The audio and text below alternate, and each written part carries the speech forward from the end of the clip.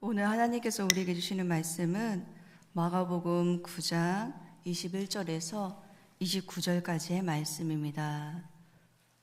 오늘 하나님께서 우리에게 주시는 말씀은 마가복음 9장 21절에서 29절까지의 말씀입니다.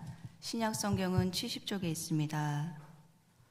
오늘 성경 봉독은 김동진 집사님, 최창일 집사님의 자녀인 김승민 청년이 읽어주시겠습니다. 예수께서 그 아버지에게 물으시되 언제부터 이렇게 되었느냐 하시니 이르되 어릴 때부터니이다. 귀신이 그를 죽이려고 불과 물에 자주 던졌나이다. 그러나 무엇을 하실 수 있거든 우리를 불쌍히 여기사 도와주옵소서. 예수께서 이르시되 할 수 있거든이 무슨 말이냐? 믿는 자에게는 능히 하지 못할 일이 없느니라 하시니 곧 그 아이의 아버지가 소리를 질러 이르되 내가 믿나이다. 나의 믿음 없는 것을 도와주소서 하더라. 예수께서 무리가 달려와 모이는 것을 보시고 그 더러운 귀신을 꾸짖어 이르시되 말 못하고 못 듣는 귀신아, 내가 내게 명하노니 그 아이에게서 나오고 다시 들어가지 말라 하시매 귀신이 소리를 지르며 아이로 심히 경련을 일으키게 하고 나가니 그 아이가 죽은 것 같이 되어 많은 사람이 말하기를 죽었다 하나 예수께서 그 손을 잡아 일으키시니 이에 일어서니라. 집에 들어가심에 제자들이 조용히 묻자오되 우리는 어찌하여 능히 그 귀신을 쫓아내지 못하였나이까? 이르시되 기도 외에 다른 것으로는 이런 종류가 나갈 수 없느니라 하시니라. 이 시간 대면과 온라인으로 예배드리시는 모든 성도님들, 또 우리 교회학교 친구들 모두 끝까지 잘 참석할 수 있도록 하나님께서 지켜주시고 또 영육간에 강건함 주시기를 간절히 기도합니다. 아멘. 저는 2003년에 목사가 되려고 노예에서 면접을 봤는데요. 당시 저는 평양노예에 소속되어 있었기 때문에 면접을 서울에서 봤습니다. 그때 사람들이 많아서 5명씩 나누어서 면접을 봤는데요. 면접 질문은 한 사람 한 사람 개별로 하셨습니다. 먼저 앞에 계신 김 전도사님에게 목회 계획이 어떠냐고 물으셨습니다. 네, 김 전도사님은 목회 계획을 아주 잘 말해 주었습니다. 그 다음 제 바로 옆에 있는 이 전도사님에게 질문했습니다. 당시 이 전도사님은 서울 오누리교회를 섬기고 있었는데 저는 앞으로 오누리교회에서 이런 일을 하고 또 잘 학업을 마치면 미국으로 건너가서 또 유학을 하고 다시 한국에 와서 이런 사역 저런 사역 이렇게 할 것입니다 라고 목회 계획을요 정말 구체적이고 잘 설명해 주었습니다. 저는 속으로 이 전도사님은 진짜 분명한 목회 계획을 가지고 있구나 라고 생각했는데요. 하지만 면접관 그 목사님은 이렇게 말하셨습니다. 이 전도사님, 목회는 머리로 하는 것이 아니라 무릎으로 하는 것입니다.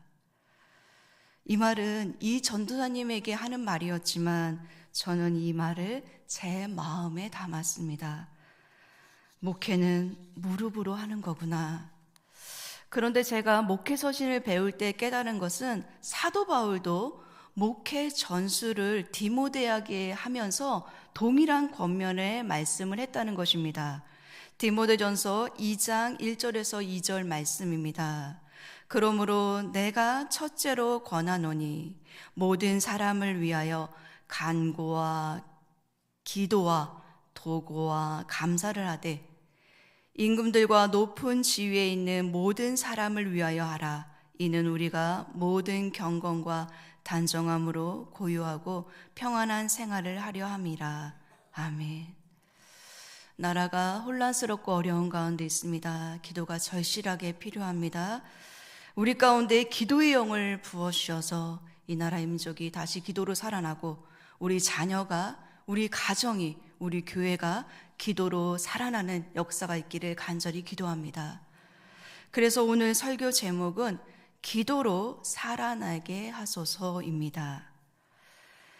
인생을 살다 보면 우리의 지혜나 힘, 능력으로는 도저히 해결할 수 없는 상황을 만날 때가 있습니다.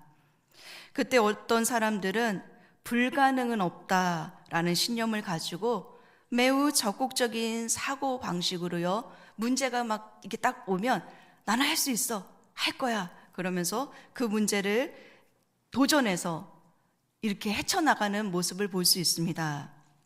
그런데 이러한 도전은요, 실제로 어느 정도는 많은 시련과 역경을 극복하고 문제가 해결되는 일도 있습니다. 그러나 인생에서 불가능한 것은 분명히 있습니다. 예를 들어서요, 과학이 아무리 발전했다 그래도 우리는 죽음의 문제를 해결하지 못합니다. 어느 정도 죽음은 연장시킬 수 있겠지만 죽음 자체는 해결할 수는 없습니다. 또 과학과 좋은 약과 또 얼마나 많은 것들이 우리 안에 옆에 있습니까? 그래서 우리는 좀 더 오래 살 수는 있습니다. 그러나 본질적으로 병이 없는 환경, 아프지 않는 몸을 가지고는 이렇게 존재할 수 없는 거죠. 그러기에 우리는 우리 자신의 노력에도 불구하고 인생에 존재하는 불가능을 인정해야만 합니다. 그래서 우리는 인간으로서 불가능을 받아들이고 인정하는 사람들입니다. 그러나 또한 우리는 하나님을 믿는 사람들입니다. 그러기에 하나님의 도우심을 신뢰했을 때 그분과 더불어 불가능을 극복할 수 있다고 믿는 사람들입니다. 그렇다면 불가능한 한계 앞에 도전하는 그리스도인들의 삶의 자세는 어떠해야 할까요? 이것이 우리가 본문 앞에 던지는 질문입니다. 그런데 이 질문에 답을 하려면 먼저 본문의 배경을 살펴보아야 합니다. 본문의 배경은 이렇습니다. 귀신 들린 아들을 둔 아버지가 예수님께 도움을 구하기 위해서 예수님이 치료하실 수 있다, 고칠 수 있다, 능력이 있다 라는 소문을 듣고 찾아왔습니다. 그런데 그렇게 절박한 심정으로 찾아왔는데 그곳에 예수님이 계시지 않았습니다. 그래서 아버지는 예수님의 제자들에게 자신의 아들을 고쳐달라고 부탁했습니다. 이 아들은요, 누가복음 9장 38절에 보면 외아들입니다. 아버지에게 하나밖에 없는 외아들이니 얼마나 소중했을까요?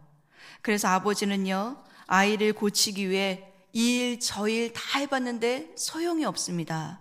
이제 마지막 희망이라고 생각했던 예수께 나왔는데 예수님은 계시지 않고 제자들만 있었습니다. 그러면 제자들이 고쳐주었으면 좋았을 것을 제자들은요, 아이의 병을 고치지 못했습니다. 이렇게 제자들마저 실패하자 아이의 아버지는 크게 절망했습니다.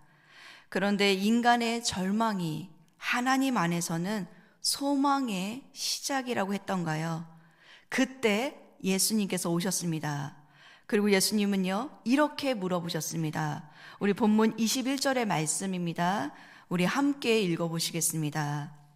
예수께서 그 아버지에게 물으시되 언제부터 이렇게 되었느냐 하시니 이르되 어릴 때부터니이다. 아멘.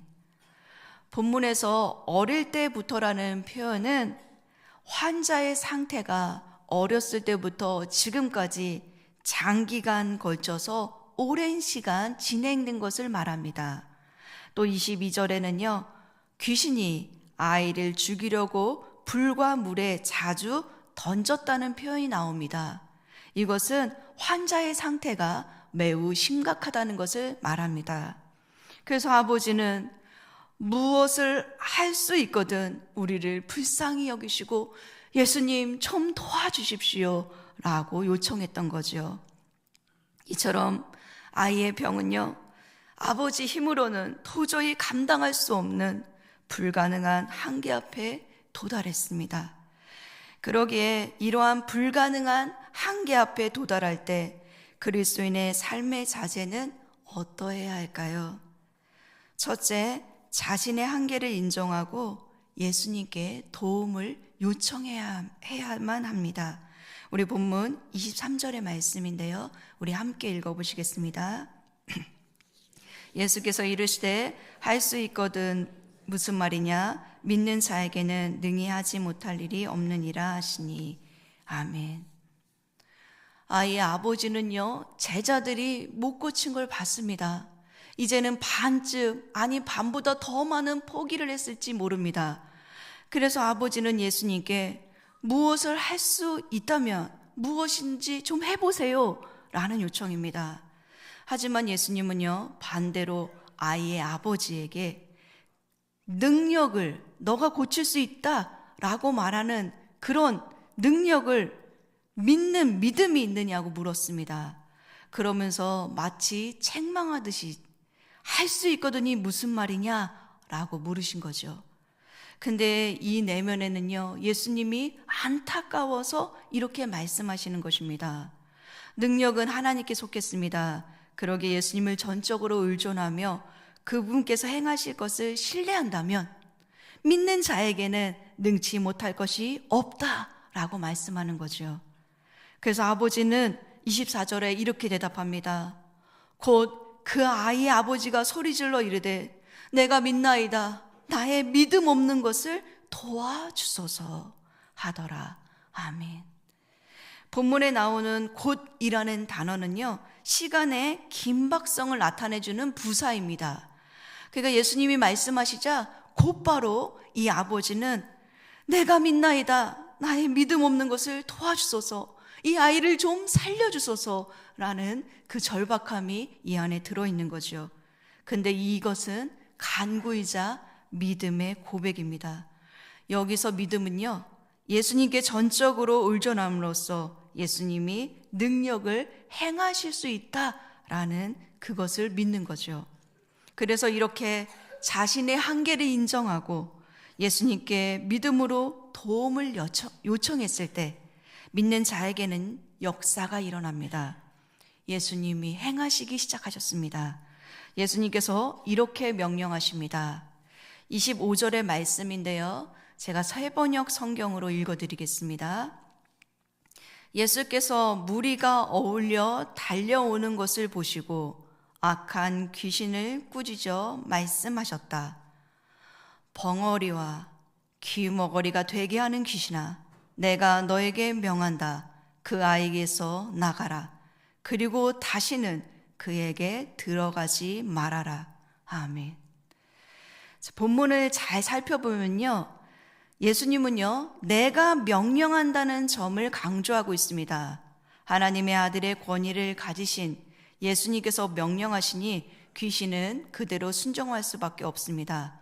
근데 본문에서 또 하나 주목하고 싶은 것은요, 예수님은 귀신에게, 그 아이에게 나올 뿐 아니라 다시 들어가지 말 것을 선포하셨습니다. 이것은 일단 쫓겨난 귀신은요, 새로운 거처를 찾아야 하는데 만일 그렇지 못할 경우에 원래 거처로 다시 돌아갈 수 있습니다. 그래서 예수님은요, 그 돌아갈 가능성까지 금지하신 것입니다. 이렇게 예수님께서 명령하시자 귀신은 최악의 소리를 지르면서 아이에게 격려를 심하게 일으킨 후 나갔습니다. 26절의 말씀입니다. 귀신이 소리를 지르며 아이로 심히 격려를 일으키게 하고 나가니 그 아이가 죽은 것 같이 되어 많은 사람이 말하기를 죽었다 하나. 아멘. 예수님은 어렸을 때부터 사탄에 매여 있는 한 영혼을 구원하셨고 살리셨습니다. 그러나 많은 사람들은 그 모습을 보고 아이가 죽었다라고 말했습니다. 예수님은 살리셨는데 사람들은 죽은 것으로 여긴 것입니다. 그러자 27절에 예수님께서 그 아이의 손을 잡아 일으켜 아이가 살아난 것을 보여주셨습니다. 죽은 것 같은 상황, 누가 봐도 불가능한 상황이라도 예수님이 명령하시니 살아나는 역사가 일어났습니다. 예수님이 손을 잡으니 회복의 은혜가 나타났습니다. 우리에게도 예수님이 손을 잡아주시면 살아나는 역사가 일어납니다. 그래서 우리도 예수님의 손을 잡아 회복의 은혜, 살아나는 은혜가 있기를 간절히 소망합니다. 아멘. 사랑하는 성도 여러분, 예수님은요, 우리 인생이 당하는 슬픔, 고통, 질병, 실패, 재난, 그 어떠한 불가능이라도 가능으로 바꾸실 수 있는 분이십니다. 이렇게 예수님은 능력이 있으시지만 그러나 한 가지 조건이 있습니다. 인간의 협력이 필요합니다. 그것이 바로 믿음이죠. 근데 그 믿음은 하나님께 전적으로 의존하며 그분께서 행하실 것을 신뢰하는 믿음입니다. 그리고 그 신뢰의 방법이 바로 기도입니다. 그래서 신앙은요, 역설적이게도 우리의 연약함을 느끼는 순간, 그래서 주님을 의지하는 순간 역사가 일어납니다. 그러기에 우리의 한계 앞에 예수님께 나아가 도움을 요청하고 그분의 손을 잡고 믿음으로 일어서시는 저와 모든 성도님들 되시기를 주님의 이름으로 간절히 축원합니다. 아멘. 둘째, 방법이 없을 때에는 맡기라는 뜻이 있습니다. 그래서 맡기는 기도는 살리는 능력이 있습니다. 앞에 사건이 있은 후 제자들이 집에 들어가 28절에 예수님께 물었습니다. 예수님, 우리는 어찌하여 능히 귀신을 쫓아내지 못하였나이까? 그러자 예수님께서 이렇게 대답하십니다. 우리 29절의 말씀인데요, 우리 함께 읽어보시겠습니다. 이르시되 기도 외에 다른 것으로는 이런 종류가 나갈 수 없느니라 하시니라. 아멘. 예수님은요, 이런 귀신은 오직 기도로만 쫓아낼 수 있다고 말씀하십니다. 이어서 예수님은 귀신 쫓아내기에 앞서 제자들이 기도하지 않은 것을 지적하십니다. 어쩌면 제자들은 상황이 너무 급박한 나머지 기도할 시간이나 여유를 찾지 못했는지 모릅니다. 그러니까 이게 귀신 들린 아이가 왔으니까 너무 상황이 급박하니까 기도할 시간이나 여유를 갖지 못했을 수 있어요. 하지만 기도는 반드시 길게 해야만 하는 것은 아닙니다. 기도는 하나님께 대한 의존성에 대한 표현이기 때문에 짤막한 기도에도 능력이 나타날 수 있습니다. 그래서 이 9장 22절에 나오는 아버지의 짤막한 기도는 능력을 나타내는 도구가 되었습니다. 9장 22절의 말씀인데요, 우리 함께 한번 읽어보겠습니다. 귀신이 그를 죽이려고 불과 물에 자주 던졌나이다. 그러나 무엇을 하실 수 있거든 우리를 불쌍히 여기사 도와주옵소서. 아멘. 여기서 기독교 역사 가운데 2000년 동안 내려온 짧은 기도가 있습니다. 그 기도는 키리에 엘레이손입니다. 키리에 엘레이손은 우리를 불쌍히 여기소서라는 뜻입니다. 아이의 아버지는 예수님께 우리를 불쌍히 여겨달라고 기도로 도움을 요청했습니다. 그런데 문제는 제자들에게는요, 권능은 있었지만 기도는 하지 않았습니다. 마가복음 6장 7절에서 13절의 말씀입니다. 12제자를 부르사 둘씩 보내시며 더러운 귀신을 제어하는 권능을 주시고 많은 귀신을 쫓아내며 많은 병자에게 기름을 발라 고치더라. 아멘. 제자들은요, 귀신을 쫓아냈던 경험도 있어요. 병자를 고친 경험도 있었습니다. 그런데 실패했던 이유는 그들이 기도로 하나님을 의지하지 않았기 때문입니다. 제자들은 주님께 의지함 없이 과거의 경험과 자신이 지닌 힘과 능력만 믿었습니다. 그 결과 실패했죠. 그렇다면 제자가 능력을 행하는 유일한 길은 하나님 한 분, 그분만 전적으로 의존하며 그분께서 일하실 것을 신뢰하는 데 있습니다. 그 신뢰의 방법이 기도입니다. 그래서 무릎으로 사는 그리스도인 책에서는 이렇게 말합니다. 기도는 져야 할 짐이나 감당해야 할 의무가 아니라 무한한 기쁨과 능력을 주기 위한 것입니다. 다시 말해 능력은 하나님께 있습니다. 그러기에 기도로 하나님을 의지할 때 능력은 오직 기도로부터 나옵니다. 그래서 능력을 덧입기 위해서는 매 순간 기도해야 하는 거죠. 오늘 말씀을 묵상하면서 깨닫게 되는 것은 우리에게 믿음이 있어야 하지만 하나님을 전적으로 신뢰하고 의존하는 기도가 필요함을 다시 한번 깨닫게 되었습니다. 그래서 우리는요, 믿음은 있는데 기도가 부족하지 않았나 되돌아보는 시간이었습니다. 잘 생각해 보면 우리에게는 믿음이 있습니다. 믿음이 있기에 이곳에 나와서 예배를 드립니다. 그런데 우리에게 부족했던 것은 예수님을 전적으로 신뢰하고 그 신뢰의 방법인 기도가 부족했습니다. 그러기에 예수님을 전적으로 신뢰하고 의존하는 자는요, 기도하는 자입니다. 그리고 믿음과 기도 사이, 믿음과 그 기적 사이에는요, 가운데 기도가 있습니다. 이것을 증명하는 말씀이 야고보서 5장 15절의 상반절의 말씀입니다. 믿음과 기적 사이의 기도입니다. 믿음의 기도는 병든 자를 구원하리니 주께서 그를 일으키시리라. 아멘. 주께서 저를 일으키십니다. 믿음의 기도가 일으킵니다. 그래서 기도로 살아나는 것입니다. 다시 처음 질문으로 돌아가 불가능한 한계 앞에 도전하는 그리스도의 삶의 자세를 정리하면 우리 자신의 한계를 인정하고 예수님께 도움을 요청해야 합니다. 그 다음 할 일은 예수님을 신뢰하는 것입니다. 그 신뢰의 방법이 기도입니다. 그리고 기도로 맡기는 것입니다. 예수님께서도요, 성전은 만민이 기도하는 집이라 라고 말씀하셨습니다. 기도로 살아나는 교회, 기도로 살아나는 우리 자녀, 기도로 살아나는 가정, 기도로 살아나는 이 나라와 민족이 될 수 있도록 주님의 이름으로 간절히 축원합니다. 아멘. 기도하겠습니다.